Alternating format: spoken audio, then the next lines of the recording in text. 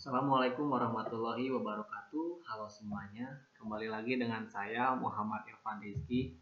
Kali ini saya akan menjelaskan mengenai materi regresi linier berganda, tentunya menggunakan software eViews. Ada yang berbeda nih kali ini. Kalau untuk pengolahan ini, data yang saya udah olah ini menggunakan software SPSS. Nah, tentang analisis regresi linier berganda nih. Jadi analisis regresi linier berganda ini adalah untuk mengetahui besarnya pengaruh variabel bebas X terhadap variabel terikat Y. Nah, variabel bebas itu adalah variabel independen atau variabel yang mempengaruhi variabel dependen atau variabel terikat. Nah, ini variabel independen ya, 3 ini terhadap Y ini dependen, minat berwisata. Oke. Nah, sesudah dilakukan uji validitas dan reliabilitas, ternyata hasilnya itu valid dan juga reliable gitu ya teman-teman. Nah, gimana sih kita akan melanjutkan dengan pengolahan data secara statistik dengan menggunakan software eViews? Oke, mari kita buka ya teman-teman. Nah, eViews yang aku gunakan adalah eViews 10 ya teman-teman. Oke. Nah, salah satu cara mengupload filenya itu bisa dengan create new file. Nah, di sini saya ada 3 ya. Kalau misalkan data kalian time series, masukkan ini regular frequency. Kalau misalkan balance panel adalah data cross section dan time series. Jadi panel data. Nah, ini answer ataupun penginputan secara langsung gitu. Tapi untuk kali ini kita akan belajar dulu seperti ini ya teman-teman. Observasi saya ada 121. Kita klik OK. Kemudian muncul tampilan seperti ini, kita klik quick empty group. Nah, di sini udah ada. Nah, saya inputkan variabel yang saya akan masukkan. Nah, kalian klik ini, kemudian klik kanan, paste. Nah, ini buka nih. Oke, kita ganti ya. Ininya jadi ininya jadi Y. Nah, ini jadi Y. Jadi Y. Oke, yes. Kalau ini jadi X1, kalau ini apa? Nah, ini jadi X2. Kalau ini jadi selanjutnya adalah X3. Oke, lanjut teman-teman semuanya. Setelah ini kita tutup, kemudian klik Y-nya, X-nya, X2, X3. Dan nih, klik kanan, open as equation. Nah, sini kalian masukkan kebersamaan regresinya Y, C, X1, X2 sampai X3. Klik OK. Nah, di sini dapat tuh kalau sama kalian hasilnya. Oke. Nah, kita yang signifikan itu adalah yang ini, yang X2. Oke. Tapi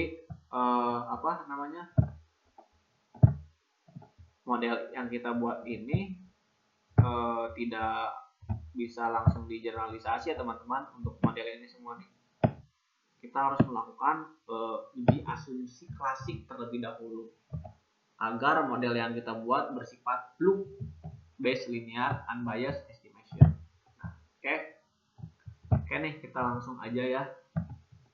Apakah hasilnya sama dengan yang SPSS yang telah? Tentu jelas hasilnya sama. Nah, ini 4, 0,12, 0,12, 0, ya bisa kalian lihat 0,83. Nah, sama aja lah teman-teman. Nah, namun di sini kita bisa mengetahui nih langsung si Darwin Watsonnya. Nah, bisa lihat ini untuk mengetahui uji autokorelasi. Kalian bandingkan dengan tabel autokorelasinya, dibandingkan dengan tabelnya. Untuk kriterianya nanti ada di bawah ya. Oke, lanjut dulu ya teman-teman. Nah, kita akan mencoba uji normalitas terlebih dahulu lah. Nah, stabilis residual, kemudian histogram normality. Nah, ini dapat pemberannya kurang dari alfa, sehingga asumsi normalitasnya terlanggar. Nah, terlanggar nih asumsi normalitasnya, ups, jangan khawatir ya. Kita lanjutkan dulu penjelasannya. Karena kalau misalkan asumsi normalitas terlanggar, kalau sampel yang digunakan besar, ya tidak masalah gitu ya teman-teman. Asumsi normalitas bisa kita ya karena data yang besar, jadi parameter apa ya istilahnya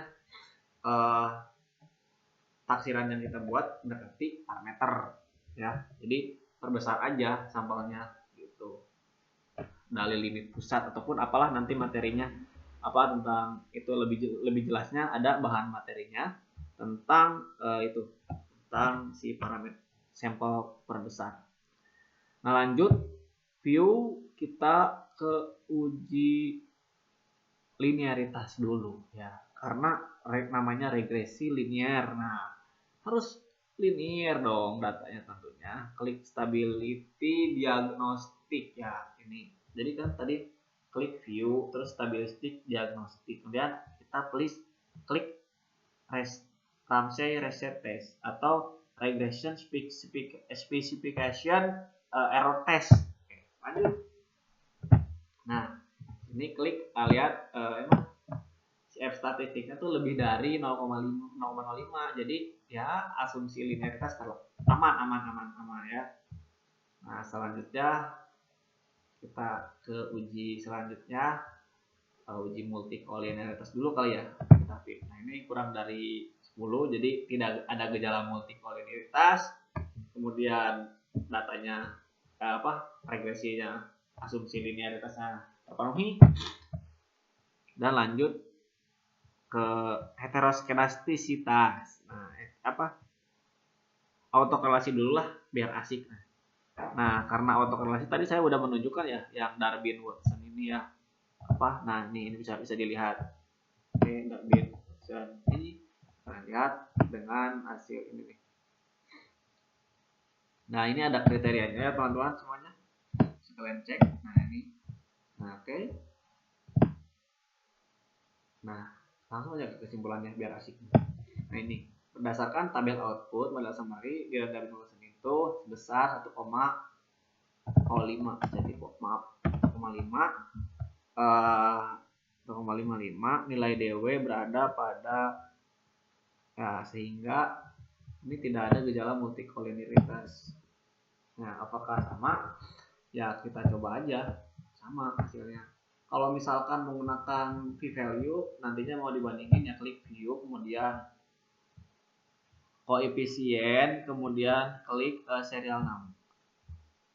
Nah nih stability diagnostik kemudian klik ini bukan nih. Nah ini nih residual diagnostik untuk autokorelasi serial correlation LM test klik 2. Nah ini dapat hasilnya itu tidak terjadi gejala autokorelasi ya teman-teman. Kita selanjutnya klik ini untuk mengetahui gejala heteroskedastisitas. Nah gejala heteroskedastisitas itu residual masuk ke heteroskedastisitas tes kita menggunakan uji White. Oke, dapat. Nah ini hasilnya. Ternyata data kita itu asumsi yang terlanggarnya adalah asumsi normalitas dan asumsi heteroskedastisitas. Nah, heteroskedastisitas ini adalah kondisi di mana varians kekeliruan tidak konstan. Nah, sehingga mengakibatkan pendugaan dari parameter tidak efisien yang membuat tidak mempunyai ragam yang minimum. Nah, ini makanya untuk alternatifnya kita bisa menggunakan yang pertama dengan transformasi data. Nah, kalau misalkan tetap susah, ya kita melakukan pendekatan lain seperti misalkan WLS, least square ataupun dengan ya udah robust standard error ataupun dengan metode lainnya. Kalian penasaran ataupun ingin tahu banget tentang metode penanganannya seperti apa, tadi normalitas terlanggar seperti apa ketika sampelnya besar, ukuran sampelnya besar seperti apa gitu. Jadi kita memperhatikan yang heterosnya gitu ya teman-teman. Mari hubungi kami tentunya untuk mendapatkan solusi yang terbaik juga ini. Mari kita diskusi bagaimana cara penanganan heteroskedastisitas ini. Ya, oke. Sekian video pembelajaran yang bisa saya sampaikan. Mohon maaf bila ada perkataan, dan link di deskripsi bisa kalian tanya-tanya kami, solusi, dan apapun yang kalian ingin tanyakan. Statistika adalah alat bagaimana alat itu bekerja secara efisien dan juga efektif. Oke, terima kasih teman-teman semuanya.